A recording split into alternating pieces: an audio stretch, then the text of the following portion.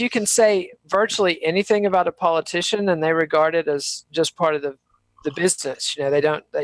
Trump is sort of an exception to that, but most politicians have incredibly thick skins, and also there's a great deal of legal protection when you're writing about politicians. Mixed martial artists are not as tough, at least as far as the criticism they're willing to take. So it's been very educational dealing with these people that are very physically dangerous.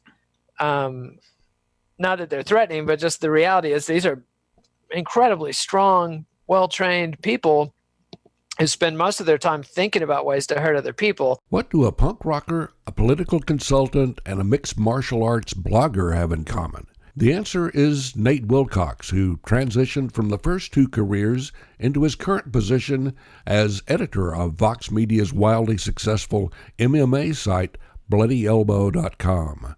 This time on 20 Minutes into the Future, John Lebkowski and Scoop Sweeney talk with Nate about politics and corporate media. Welcome to the Plutopia News Network. Today's guest is Nate Wilcox. Nate manages multiple web properties for Vox Media, all focused on combat sports. Before joining Vox, Nate was a political consultant and activist and co-author of Netroots Rising, as well as a guy who was advising clients, including John Kerry and Mark Warner, on online strategy. So we're happy to have you here, Nate. Happy to be here. And just to start out, could you talk a little bit about your evolution from political consultant to sports blogger and publisher, and maybe even from punk to political consultant to sports blogger and publisher? Yeah, I mean, it's definitely been a random journey. Like you said, I actually started out before I was in politics. I was scrabbling around the Austin punk rock scene, which is where I learned pretty much everything I know about propaganda and manipulation and the things it took just to get a small audience for a band in Austin in the 90s. Every level of Machiavellian deception was required if you were in a band as obnoxious as some of the ones I was in. So I played punk rock. I took 10 years to get my bachelor's degree, and by the time I was 27 or so, I was really pretty dead set on paying my own rent. And I took a job. There was an ad in the paper for a job, $5 an hour, 5 in the morning shift. And it was Newshound Wanted. And you had to get up at the crack of dawn and actually go physically buy the newspapers as soon as they hit the stands. And then the job was for a public affairs firm, and you had to go through and clip the articles that were relevant to their clients and make this big book that you faxed out. And it was just the beginning of the internet. So I found myself suggesting, hey, why don't we put up a website instead of faxing all this stuff all over? And next thing I know, within 2 years, I was in the corner office at this high-powered firm, 2 doors down from former Governor Ann Richards and 5 doors down from former Lieutenant Governor Bob Bullock, and working with people like Mark McKinnon and Matthew Dowd as they laid the groundwork for George W. Bush's 2000 presidential campaign. And it was a pretty heady and weird experience. And for a long time, I felt sort of like a spy, that I was just sort of a voyeur watching this stuff. But at some point, I realized I was actually participating in it, and that I had something of an obligation to do the right thing, which I didn't feel this firm and its clients were doing. I mean, essentially, if you need the services of a powerful communication/lobbying firm, you're probably not doing the right thing. It's just a sort of a rule of thumb. I mean, everybody needs to tell their story, and obviously life is complicated, and sometimes even big, powerful businesses are on the right side of an issue. But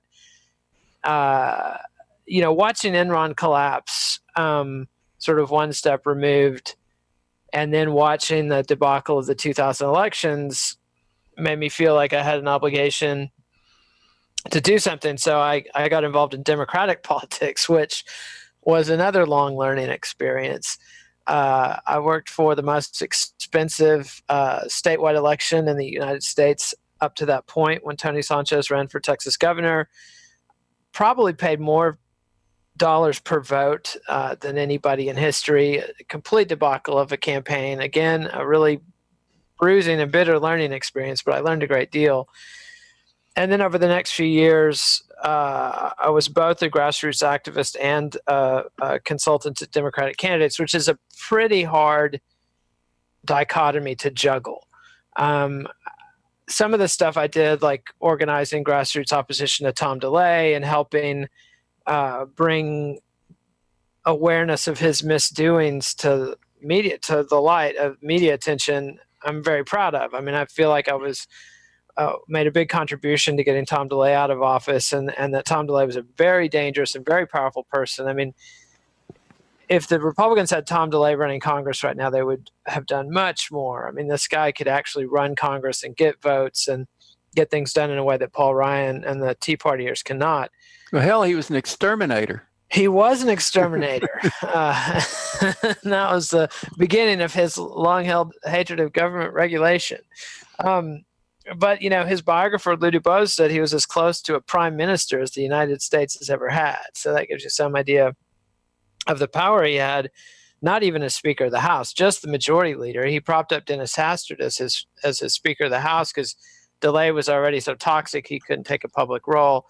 But anyway, then I went to work for Mark Warner, and the guy who recruited me to work for Mark Warner, who was considering a presidential bid that he ultimately did not pursue, but the guy who recruited me was Jerome Armstrong, who was one of the first political bloggers and kind of a mentor to Marcos Melitsas of Daily Kos, and co-author of Crashing the Gates with Marcos. And Marcos and Jerome, one of their ventures was this thing, Sports Blog Nation, where they took the model of community blogging that they had developed on mydd.com and dailykos.com and expanded it to sports. And I could tell that this was a very good idea, and it was going places, and they didn't have any sites covering cage fighting, which I happen to be a big fan of. So I talked them into having a blog covering the UFC and mixed martial arts, and it took off and became very successful, one of the most successful sites on their network. That was bloodyelbow.com. And you were well prepared for mixed martial arts, having been in political consulting, right? It's actually pretty interesting, the differences, because you can say virtually anything about a politician and they regard it as just part of the business. You know, Trump is sort of an exception to that, but most politicians have incredibly thick skins, and also there's a great deal of legal protection when you're writing about politicians. Mixed martial artists are not as tough, at least as far as the criticism they're willing to take. So it's been very educational dealing with these people that are very physically dangerous. Not that they're threatening, but just the reality is these are incredibly strong, well-trained people who spend most of their time thinking about ways to hurt other people. And yet they, even things that you would consider constructive criticism, like, oh, so-and-so's leading with the left hook, he really ought to be, you know, leading with his right.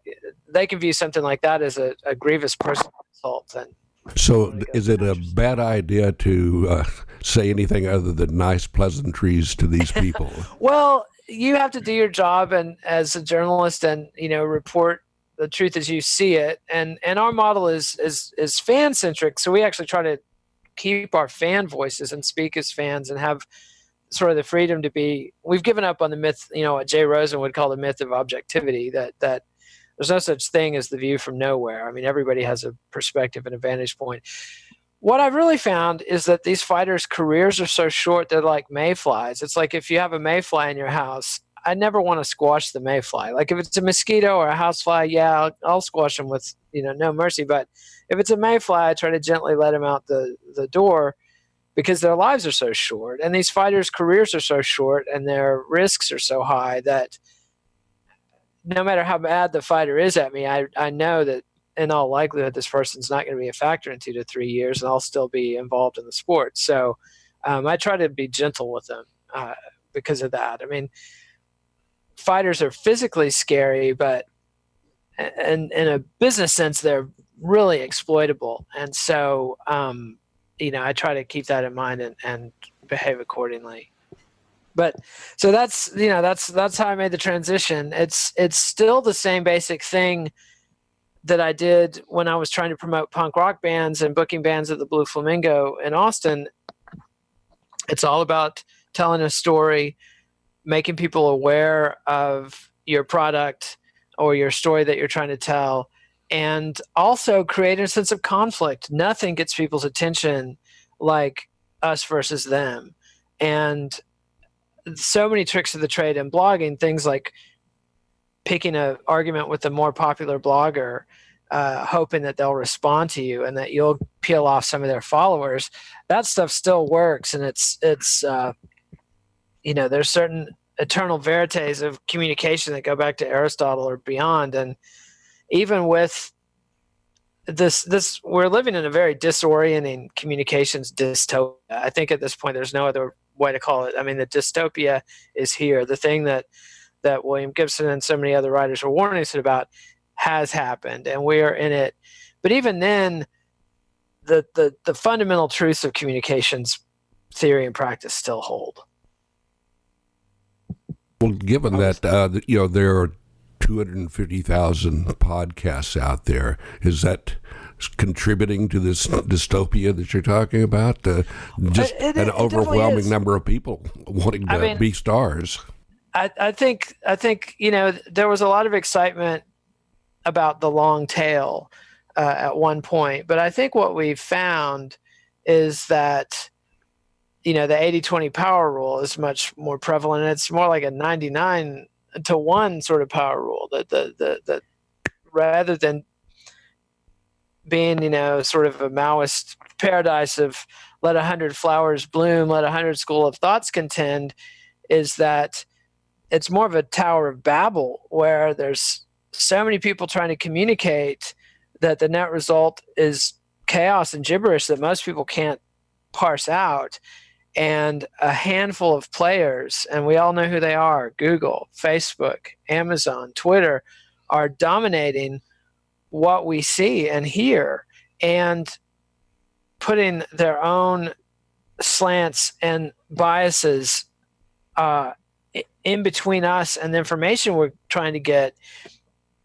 And it's very disorienting and very confusing. I mean, the amount of power that these entities have accumulated in such a short time, they are not prepared for that kind of power. We are not prepared for entities to have that kind of power. Our legal and regulatory regimes are possibly the least prepared they've ever been. I mean, neoliberalism, which is sort of the operating philosophy of Western governments, that's been the rule of thumb since Thatcher and Reagan took over in the late 70s, early 80s. This whole idea of hands off and limited antitrust and, let the market decide has really left us woefully unprepared to deal with, these corporate behemoths. And I have a question about that, though. Yeah, go ahead. So, Bruce Sterling refers to those guys as the stacks, Google, Apple, Facebook, whatever. And they do have an awful lot of power now. And they are information services, so they have power over information. But is it that different from the broadcast era when there were just a few broadcasters and they controlled pretty much all the information that was getting out? It's very different. For one thing, it was very easy to keep up with the three broadcast networks. And I think that bringing up the broadcast era is a very good point, though, because the broadcast era was a very unprecedented era. I mean, this post-war era, 1945 to 2000 roughly, or 9/11 maybe 2001. We boomers and Gen Xers and millennials tend to look back on that era as sort of the norm, as if it was the normal thing to have three mighty broadcast channels and one local paper in each major city and a handful of news weeklies, Time, Newsweek, Life magazine, divided up the market amongst themselves. We look at that as if it was a norm, but it was actually a very unique era. Nothing like that had ever been seen in human history before. And obviously, I think the biggest downside of the mass communications era would be World War II. People like Hitler and Stalin and Churchill, and they're, I'm not comparing Churchill to Hitler and Stalin, although if you're Indian, that's a pretty logical comparison. A lot of Indians were killed both deliberately and sort of inadvertently by the British Empire under Churchill's watch and his successors. But the thing they have in common was an ability to manipulate the masses through radio and newsreels and newspapers. And then later on, of course, we had TV. Right. Before that, few people knew much of anything. I mean, information just wasn't disseminating, right? That's not quite true or fair. Information took longer to get disseminated. But, if you read de Tocqueville's Democracy in America, you read about a body polity that was very connected, that read a lot, got all of its almost all of its information either by reading or through oral transmission and discussion. But he was an elitist writing about elites. That wasn't no, he really wasn't widespread, an elite. was it? He was a member of the elite, but what he was writing about was very much the bourgeois common people of middle class America. The independent yeoman farmers and tradesmen who relentlessly self-organized into community groups where they, even if literacy was at a low level, groups of 30 or 40, generally men, would get together, and even if all of them weren't literate, they all sat and listened to pretty high-level thinking and reading. It was actually popular entertainment to read Senate speeches, from Webster and Henry Clay, Daniel Webster and Henry Clay, and Stephen Douglas and Abraham Lincoln and people like that. And if you read these speeches today, this would be considered college-level reading. This is high-level thought. These are well-developed logical and emotional arguments that were being made that are far more complicated than the kind of things that Churchill and Roosevelt and Hitler were putting out on the radio 100 years later, and way more complicated than the memes that are going out, on cable news and the internet today. So I don't. It wasn't. De Tocqueville was definitely not describing how the elites communicated. He was describing how the masses communicated at the time, and it was very, very different. And I don't know how productive it is to impose value judgments on it, but you can sort of objectively say that they could process more complicated arguments than we can process. Whether or not their outcomes were better, is a matter for some discussion. But the main thing was there were pretty low barriers to entry. If you wanted to make an impact in your local community, get a printing press and start printing newspapers, and you're definitely going to get people's attention. Whereas today, that's virtually impossible.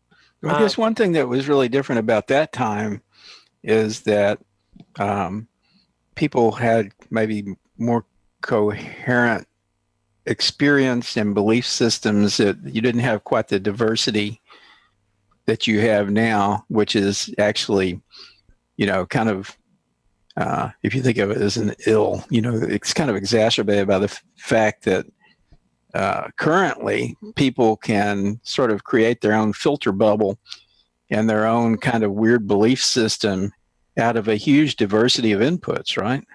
Yeah, and that's got good and bad factors, but I think that the fact that you had this very small pool of books that were common to almost everybody, like literacy was low, but if people owned books, you knew that they were going to own the Bible, and they were and this is in America I'm talking about in the 19th century. They were going to own the Bible, and they were probably going to own maybe Pilgrim's Progress and maybe a book of speeches from Daniel Webster or writings of Thomas Jefferson or something like that. So you had a lot of shared common ground, and even people from different regions would have a lot in common because of their familiarity with these, basic texts. At this point, you have very few people who've even read texts of that length. The number of practicing Christians is probably higher than ever, maybe not as a percentage of the population, but the gross number. But the number of people who've actually read the Bible for any considerable length is minuscule. And that goes everywhere. So we're not just talking about change in who's controlling the information, but we're talking about changes in how people process information. I mean, the more and more research coming out showing that people don't read anything. We skim text, just looking at headlines and then skimming stories, which means we're not processing complicated arguments at all. We're not processing any argument.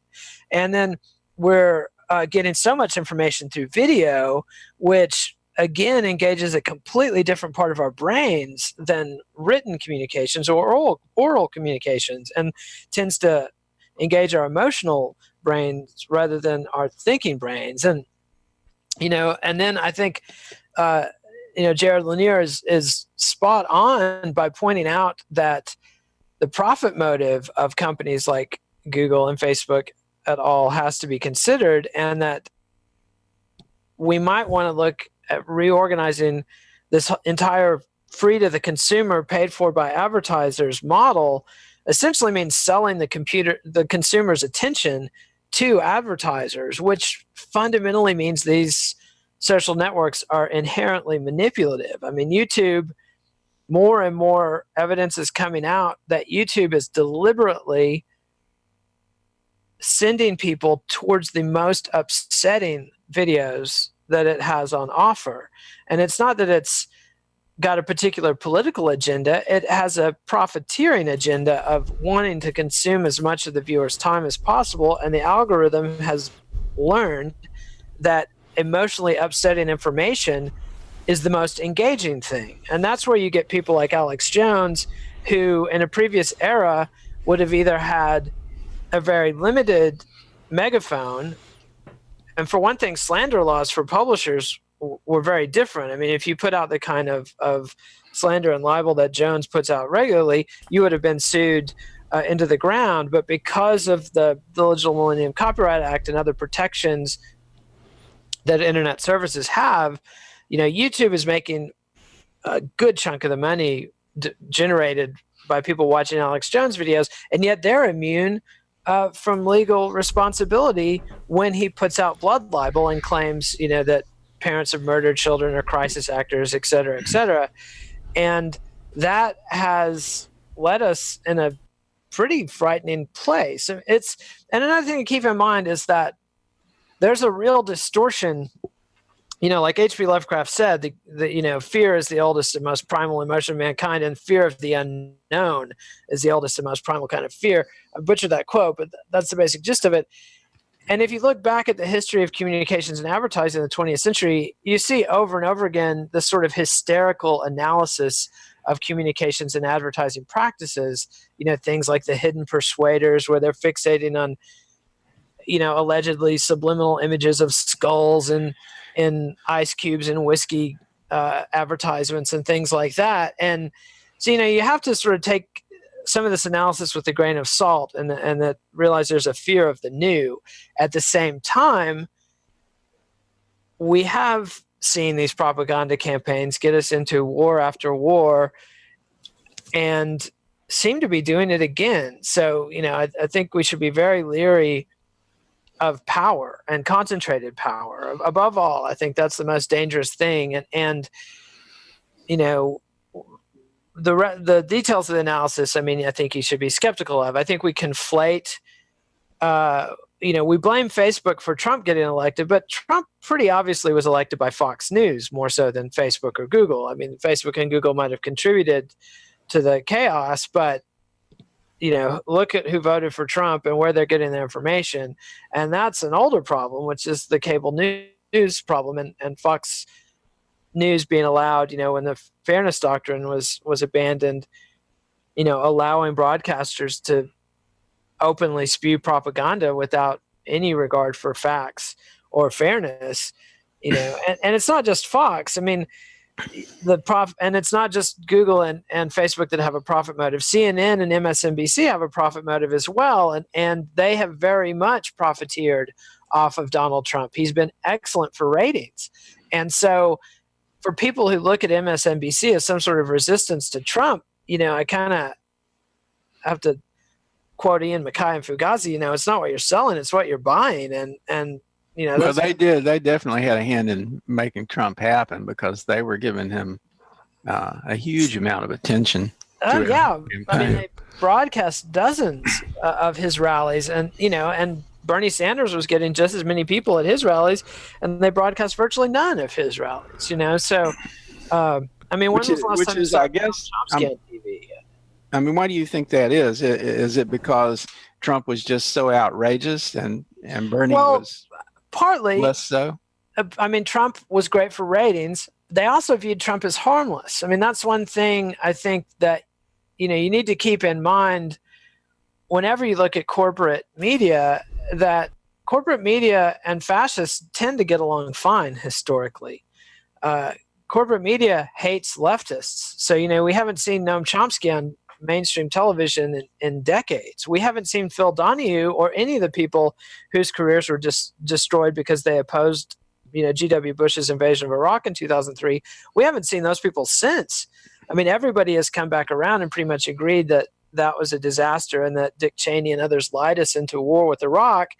And yet the only people that are acceptable to be on TV are those who fell for those lies and repeated them. So, you got to look, why is that? And Ian Welsh at ianwelsh.net, has a good piece on, why did the New Yorker invite Steve Bannon to headline their conference? And it's because fundamentally corporate media outlets like the New Yorker are not threatened by fascists. They're threatened by leftists, because the leftists threaten to disrupt their business model. I mean, Hitler and Mussolini did a lot of things. In the end, they disrupted a lot of business models, but it wasn't until they'd reduced their countries to ruin that major German corporations were hurt by the Nazi movement. I mean, the same executives who were in charge of German corporations at the beginning of the Nazi era tended to last all the way to the end of the war. So, whereas when the Bolsheviks took over in Russia, you had this immediate and dramatic turnover and control. And so, American media has always been very afraid. The first great propaganda campaigns of the modern era, were run by people like Walter Lippmann and others around 1919, around 1914, to get us into World War I, and then to fuel the Red Scare in 1919, and it's no coincidence that these first mass propaganda efforts worked hand in hand with people like J. Edgar Hoover and the nascent, proto-FBI, rounding up anarchists and communists and putting people like Eugene Debs in prison. So I think, that's something you need to be aware of when you look at the political spectrum, that corporate media, this idea of what constitutes the left is Hillary Clinton. And, you don't have to, follow politics on Twitter for very long to realize there's a whole world to the left of corporate Democrats like Obama and Clinton. And those people have a very hard time getting their stories told in the mass media, whereas, literal outright Nazis get profiled in the New York Times as if they're up and coming, celebrities that have something to contribute to society. And, so you get this weird, I gotta say dystopia again. You get these weird situations where, you have Nazis rallying in Portland. When people of Portland protest that, the police fire on the people of Portland, and protect the Nazis. So it's a weird, weird situation. And you look at things like Facebook and Google coming under all this pressure to change their behavior. And their response is to hire the Atlantic Council, which is a neocon think tank that did as much to get us into the Iraq War as anybody. And they come on, and the first thing they start doing is shutting down Palestinian groups and Antifa groups. They shut down. They claimed that when the Nazis had the extreme right wing had their disastrous rally in Washington D.C. on the anniversary of the Charlottesville riots, Facebook's preparation for that was shutting down the anti-Nazi Facebook groups because of quote-unquote foreign influence. YouTube just shut down all of the Syrian government channels in advance of, Assad's current offensive into Idlib province, and to me, as someone who's trying to follow what's going on in Syria, I feel like the Western propaganda is just as bad as the Syrian and Russian propaganda. I mean, you've got two bad actors, both spewing lies, but the corporate media is completely tilted to the Western propaganda, and you get things like the Duma gas attacks, which, reporters like Robert Fisk, who is somebody who was right about the Iraq War in 2003, going into Duma and saying, hey, when I talk to people on the streets, they were like, what gas attack? And, yet if you're an average follower of U.S. media, you'd view that as just crazy because every single source you heard definitively said there was a gas attack and definitively blamed the Assad regime for it. And I mean, all I can say is I don't know. I can't read Arabic. I can't read Russian. I just know that I'm seeing a ton of propaganda from both sides, and I don't trust any of it. And yet YouTube's response is to, shut off half of that. I wouldn't call it a conversation, but half of that dialectic. And to me, that leaves us more in the dark than ever. I mean, why should the people who lied us into the Iraq War be trusted with control of our current, surveillance state social media dystopia? It's like things are bad, and every attempt to correct them just makes things worse. I mean, I work with YouTube a great deal, and we call it the blind idiot god out of H.P. Lovecraft again. I mean, there's no appeal process, or there's a limited appeal process, but it's completely opaque. And once they've ruled against your video, there's no further appeal. And we've had the same video get flagged as not appropriate for all ages 3 times, appealed it 3 times. Twice they came back and said, oh, well, it turns out this video is okay. And the 3rd time they said, no, this video is not okay. And that's the end of the discussion. And so it's a very limited process. I mean, these engineers that run these companies have no background in liberal arts. They have no fundamental grasp of communications theory, of history, of journalism, of journalistic ethics. And they're trying to come at this stuff from this engineering mindset with a complete ignorance of all the work that's been done in all these fields over many centuries. And it's pretty maddening. I mean, watching Jack from Twitter only ban Alex Jones after Jones personally makes him uncomfortable in Washington, D.C., it's very frustrating and maddening. And again, I'm not endorsing the way that Jones was banned because it was completely arbitrary. It didn't have anything to do with the rules of those sites as stated. It had to do with a sort of snowball of bad PR and a follow the leader attitude on the part of the major social media companies. And yet I feel like Jones should be banned because he's repeatedly committed blood libel and slander on these channels. And I also think kind of a fire in the crowded theater kind of thing, right? He's stirring people up. Exactly. I mean, it's the old fighting words argument. If you walk up to somebody in public and grievously insult their mother or call them a racial epithet or shout fire in a crowded theater, generally the courts have ruled that's on you, dumbass. Like you say these things to people, you're gonna get hit. Like that's what's called fighting words. And if I can't it's not imagine really a free speech issue. I mean, nobody's trying to shut down his access to the internet to have his website. Yeah, no, it's people that say this is a First Amendment issue don't understand how the First Amendment works, but they also don't understand how deep we are in the hole as far as corporations controlling our communications medium. I mean, yeah, he's not being banned from communicating. He can still get on the radio. He can still publish his pamphlets. He can still post on his website. But the reality is he's been deplatformed, and he has lost his access to the digital town square. And so, I mean, I think we really need to take a hard look at nationalizing these entities, because Facebook has a monopoly on social media for all intents and purposes. Google has a monopoly on internet search for all intents and purposes. Amazon has a very near monopoly on consumer products and consumer product reviews. And all of them have shown that they will manipulate these things to their own business advantage. None of them have shown to be trustworthy actors.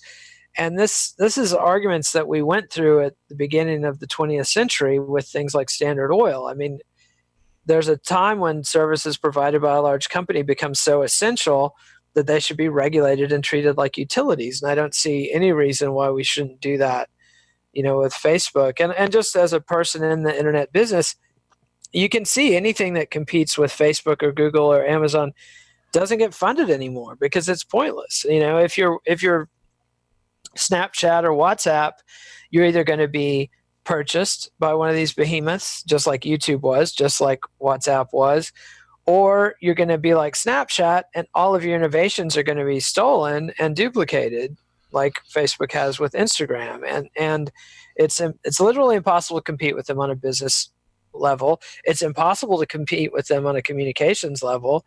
And I think we, as a body politic, have to step up and do something about that. And we have to do it in a more thoughtful manner. I mean, I work for Mark Warner attempting to explain internet policy and communications to him. And the idea that he is now sitting on the Senate Intelligence Committee pontificating on quote-unquote Russian trolls and Russian disinformation on Facebook gives me nightmares. The man is not qualified to talk about technology. He just is not. That is a fact. And it's not just technology, too. I mean, oh yeah. I mean, and I have pretty serious respect for Mark Warner. He's a very accomplished person and very well educated and very serious and thoughtful. But he has enormous blind spots, and almost everyone in Congress does. Virtually no one in Congress has any kind of tech background. And the tech world has been having these discussions. People like Lawrence Lessig and Zephyr Teachout and Tim Wu have, we've been having these dialogue, John Perry Barlow. I mean, so many people have contributed so much thought for so long to this. And yet when Congress rules on these things, they disregard all of the debate and thinking that we've done on these issues.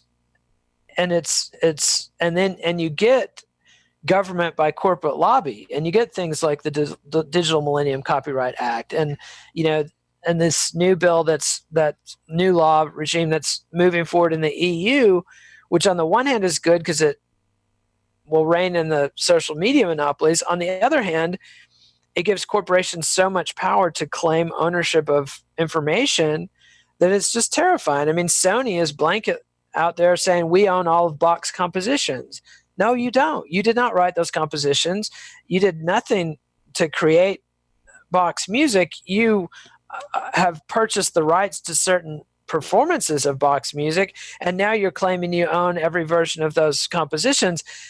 And the way these entities regulate themselves has already been over backwards in favor of entities like Sony, and now the EU is going to make that the law of the land, and it's pretty terrifying, frankly. I mean, there was a band called Power Bottom a few years ago, totally minor band. I'd never heard of them, and they got into a Me Too sort of fracas.